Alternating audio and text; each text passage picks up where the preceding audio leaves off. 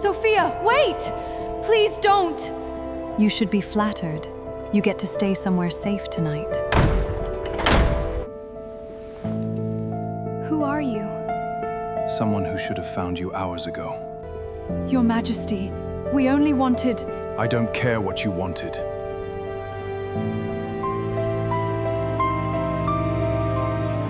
Tonight was supposed to be the night no one could touch her. The one ceremony where the moon goddess herself decided who mattered. Not bloodlines, not cruelty, not the women who'd spent 18 years telling her she was nothing. But Lyra wasn't standing beneath the moonlight with the other Omegas. She was underground, in the dark, pounding her fists raw against an iron door that wouldn't open. Above her, the music had already started. Somewhere in that ceremony hall, wearing Lyra's place like it had always belonged to her, Sophia was smiling. And far across the kingdom, Alpha King Theron went completely still. The scent hit him first, rain, crushed wildflowers, and beneath it, something sharper. Panic. His wolf didn't ask permission. It surged forward, dragging him off the dais mid-step, past the whispering crowd, past his own guards, toward a sound only he could hear. His mate wasn't in the room. His mate was screaming underneath it. And nothing built by lies was going to stand between him and the door she was locked behind. Subscribe to find out what happens when the Alpha King reaches that door, and drop a comment telling me where you're watching from. I'd love to say hi and see how far we travel through this story together. Wolf Face Crown.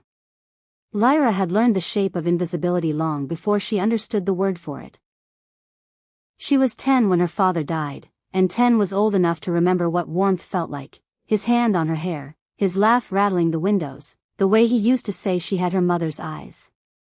She was 10 when Vanessa stopped pretending. The silk dresses disappeared from Lyra's closet within a week of the funeral, replaced with rough servant's cloth 2 sizes too big. Her bedroom became a storage room. The attic became hers. You'll understand one day, Vanessa told her, straightening the collar of Sophia's new coat while Lyra knelt scrubbing the hearth behind her. Some girls are born to be looked at. Others are born to be useful. Lyra learned to be useful. She learned which floorboards creaked so she could avoid waking Sophia early. She learned to eat quickly and alone in the cold corner of the kitchen before the real breakfast was served upstairs. She learned to flinch without flinching. To absorb an insult the way stone absorbs rain, without a ripple showing on the surface. Look at her, Sophia would say to her friends, loud enough to carry, whenever Lyra passed through a room she wasn't supposed to be in. It's a wonder father even claimed her as family. She looks like something the pack left behind. The girls would laugh. Lyra would keep walking. She'd learned that the laughing stopped faster if she gave them nothing to feed on.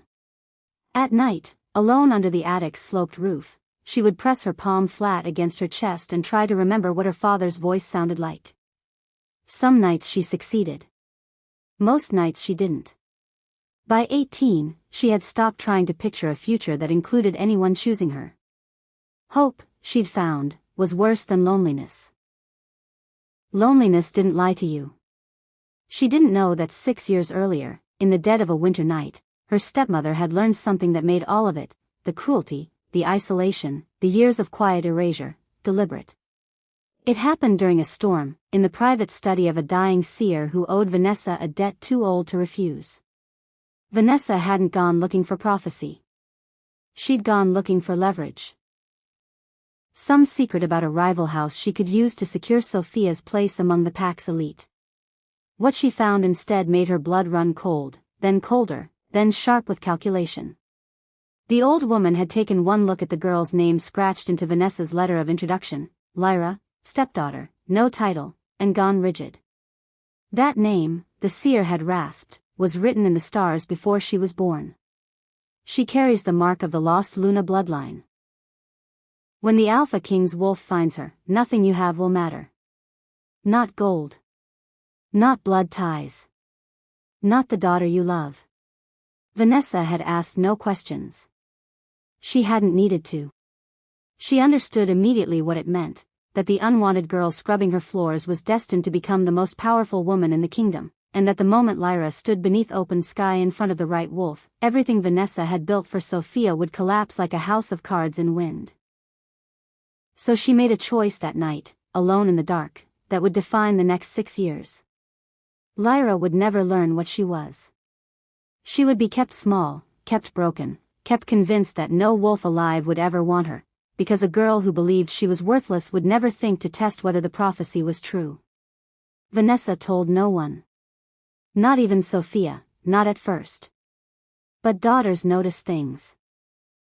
And Sophia, sharp-eyed and hungry for her own crown, noticed the way her mother's expression changed whenever Lyra's name came up in conversations about the upcoming great mating ceremony. She noticed the locked drawer in Vanessa's study, and one afternoon, while her mother was away meeting with dressmakers, she picked the lock herself. She read the seer's letter twice. Then a third time, just to be sure her eyes weren't deceiving her. When Vanessa returned home that evening, she found her daughter sitting very still in the study, the letter open on the desk, her face pale with fury and something colder underneath it, ambition sharpening into resolve. "Were you ever going to tell me," Sophia said, "that the Alpha King's mate has been mopping our floors?" Vanessa closed the door behind her. "I was protecting your future. By keeping this from me? By making sure it never mattered." Vanessa sat across from her daughter, folding her hands. "It still doesn't have to matter, Sophia. Fate only wins if we let it walk through the front door." From that night forward, Sophia's obsession took on a new, colder shape. It was no longer enough to be beautiful, no longer enough to be adored at pack gatherings and courted by lesser wolves hoping to marry into influence. She wanted the crown the way starving things want food, with a hunger that reorganized everything else around it. She spent hours in front of her mirror imagining herself in the ceremonial silver, imagining Theron's eyes finding her among the waiting brides and staying there. She hated, more than anything, that the girl who might take that from her didn't even know to want it.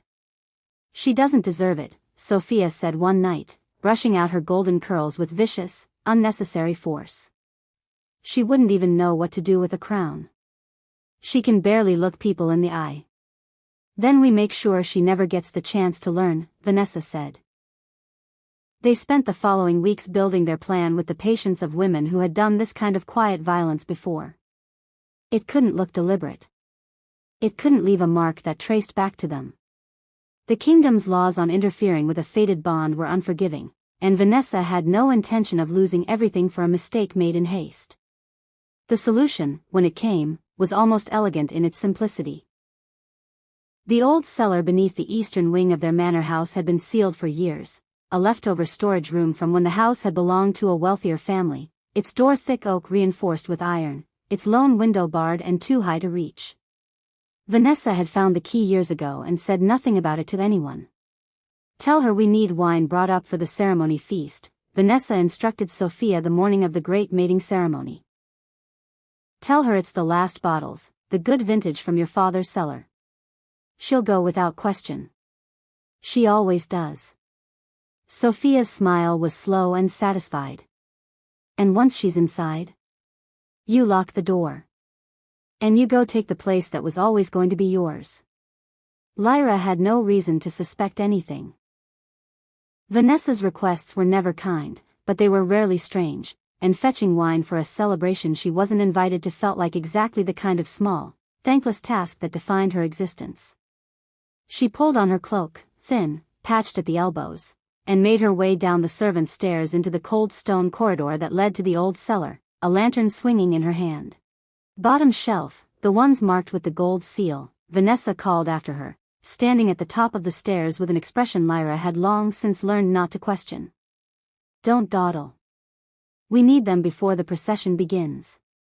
The cellar door groaned open onto darkness and the smell of old stone and dust. Lyra stepped inside, lantern light spilling across shelves she'd never had reason to explore before, searching for gold-sealed bottles that, she would later understand, never existed. She heard the door move before she understood what the sound meant. By the time she turned, it was already swinging shut, and Sophia's face was there in the narrowing gap, dressed not in her usual finery but in something far grander, silver silk catching the lantern light, her expression bright with an excitement Lyra had never once seen directed at her. "Sophia?" The word came out smaller than Lyra intended. "You should be flattered," Sophia said, almost gently, as if she were doing Lyra a kindness. "You get to stay somewhere safe tonight. Somewhere quiet. No crowds. No wolves. No one looking at you and wondering what's wrong with you." "Sophia, wait." The door closed. The bolt slid home with a sound that seemed to swallow the last of the lantern's warmth. Lyra threw herself against the wood before she'd even decided to move, palms slapping uselessly against iron-reinforced oak, voice rising in a way she rarely allowed it to rise. "Sophia. Sophia, open the door, please." Nothing answered but silence, and somewhere far above her, faint and getting fainter, the sound of footsteps hurrying away. She didn't know how long she stood there before her voice gave out. She didn't know how long she sat afterward, back against cold stone, knees pulled to her chest, listening to her own ragged breathing fill the small space. All she knew was that upstairs, the manor had gone quiet in a way that meant everyone had already left for the ceremony grounds, and that no one, not a single soul in this house, was coming back for her. She pressed her forehead to her knees and let herself cry, finally, the way she hadn't let herself cry in years. Not because she expected it to help. Because there was no one left to see her do it, and for once, that felt like the only mercy she had. Miles away, beneath a sky heavy with silver moonlight, the ceremony grounds glittered with torchlight and music and the hush of an entire kingdom holding its breath. Sophia stepped into the procession of waiting brides with her chin lifted and her heart pounding with something that felt, to her, almost like joy. She'd rehearsed this moment 100 times in front of her mirror, the walk, the posture, the small, knowing smile she'd give the Alpha King when his eyes finally found her. She took her place among the other Omegas, silver silk pooling around her feet, and looked up toward the dais where Alpha King Theron stood in his black armor and fur-lined cloak, crown resting dark and heavy on his brow, and told herself that everything she had ever wanted was about to become real. She didn't yet understand that fate does not ask permission before it walks through a locked door. She only knew that the music was rising, that the crowd had gone silent with anticipation, and that somewhere beneath her feet, in the dark, the ceremony's true bride was crying, and that the ground itself seemed to be listening. Alpha King Theron entered the ceremony hall the way storms enter valleys, quietly at first, and then all at once, every torch seeming to bend toward him as he crossed the threshold. The crowd rose. The musicians straightened. Somewhere in the sea of silk and silver, Sophia's heart climbed into her throat.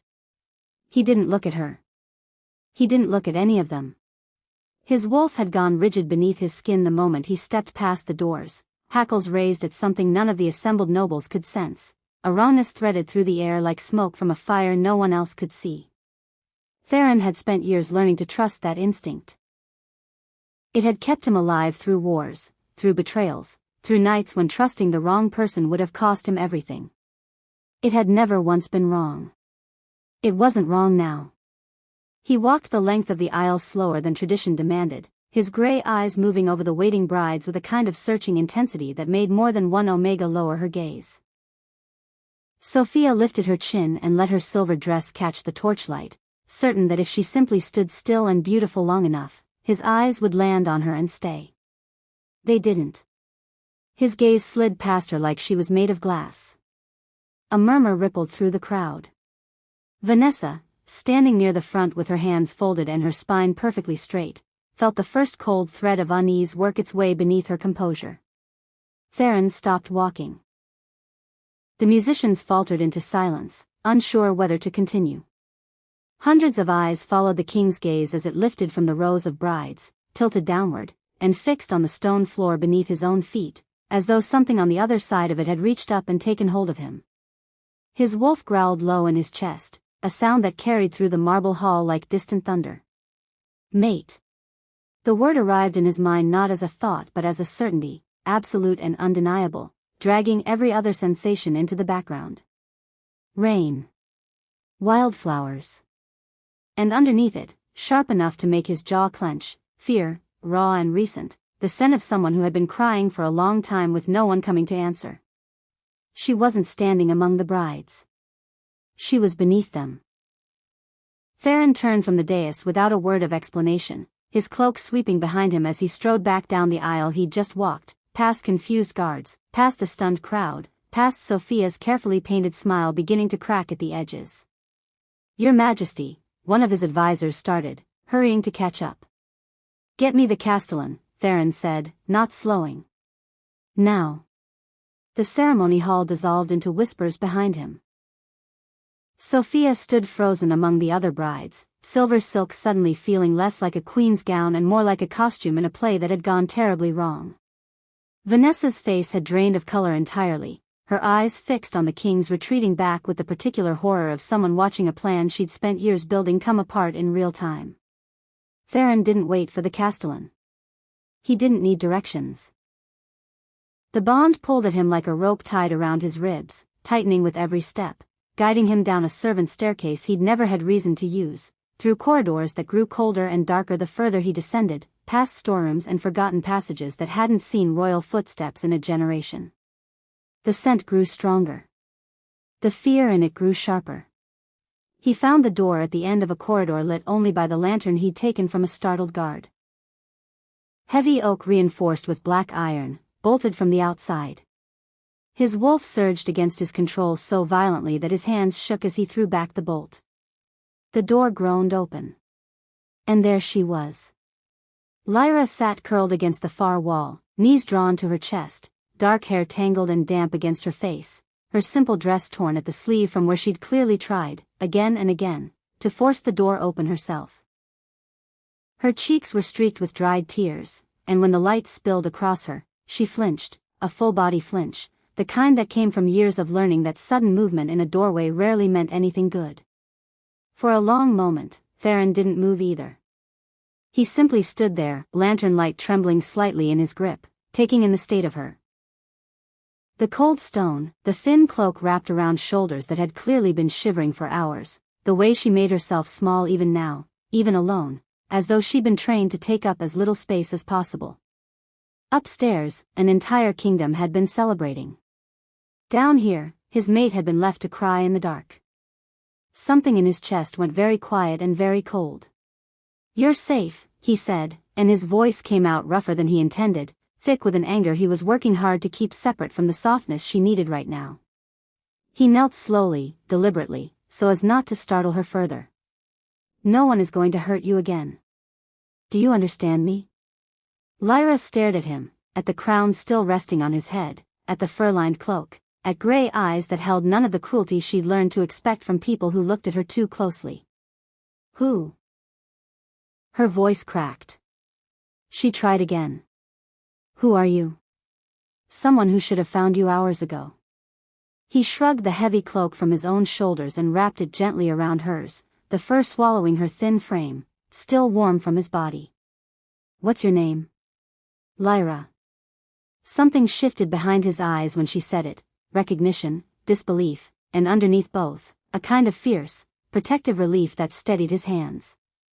"Lyra," he repeated, like he was memorizing the shape of it. "I'm going to carry you out of here. Is that all right?" She should have said no. Every instinct built by years of neglect told her to shrink away from a stranger's offer of kindness, to wait for the cruelty that surely followed. But something in the steadiness of his voice, in the warmth still clinging to the cloak around her shoulders, made her nod before she'd fully decided to. He lifted her like she weighed nothing at all, one arm beneath her knees, the other supporting her back, and carried her out of the dark the way he should have been able to find her hours sooner. The walk back up through the palace felt different than the walk down. Servants pressed themselves to the walls as the king passed, staring openly at the sight of Alpha King Theron carrying a girl in torn servant's clothing through the corridors like she was made of something precious. Word moved faster than footsteps. By the time they reached the ceremony hall, the entire kingdom seemed to already know that something had gone irreversibly wrong with the knight's careful plans. The doors opened. The music, which had limped back into an uncertain melody in the king's absence, died completely. Theron carried Lyra down the aisle he'd walked minutes before, past the rows of waiting brides, past Sophia standing frozen in silver silk with her hands curling into fists at her sides, past Vanessa's face gone the color of old ash. He set Lyra gently on her feet beside the dais, one arm still steady at her back, and turned to face the crowd. "This kingdom gathered tonight to celebrate a ceremony built on truth," he said, and his voice carried to every corner of the hall without him needing to raise it. But someone in this room decided truth was inconvenient. His eyes found Sophia. "You stood among my brides tonight wearing a place that was never yours to take." Sophia's mouth opened, some protest half-formed, but nothing came out. There was nothing that could come out. The silver dress that had felt like destiny an hour ago now felt like evidence. Theron's gaze shifted to Vanessa. "And you?" His voice dropped, quieter and somehow more dangerous for it. "You knew.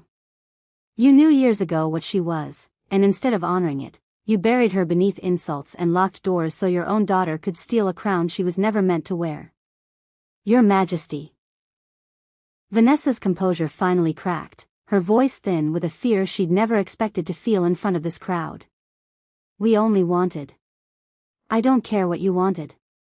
Theron's wolf simmered beneath the words, barely leashed. "I care what you did. You locked my maid in a cellar and left her there to cry while you celebrated upstairs. There is no version of tonight where that goes unanswered."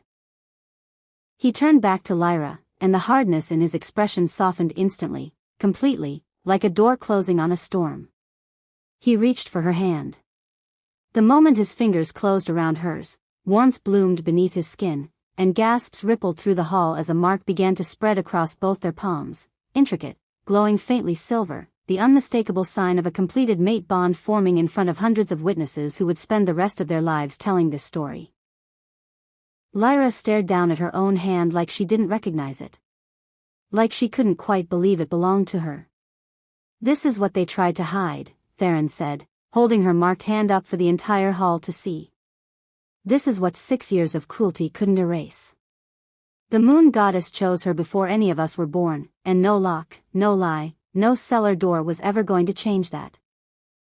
Guards moved forward at his signal, and Vanessa and Sophia were led from the hall in a silence far louder than any accusation, past faces that had spent years admiring them and would now remember only this. Lyra barely registered them leaving. She was still looking at the mark glowing faintly on her palm, still trying to reconcile it with 18 years of being told she was nothing worth claiming. "I don't understand," she whispered, "only for him. They told me no one would ever choose me. They told me I was ugly. Cursed." Theron turned to face her fully, tilting her chin up with careful fingers so she couldn't look away from him. "They told you that because they were terrified of what would happen the moment you believed otherwise." His gray eyes held hers, steady and certain. "You were never ugly, Lyra. You were hidden. There's a difference. Ugly is something people are. Hidden is something that's done to them." For the first time in longer than she could remember, Lyra let herself believe someone. The crown they placed on her head weeks later, beneath open sky and a full moon that seemed to shine brighter than any she remembered, felt lighter than the torn dresses and empty attic ever had.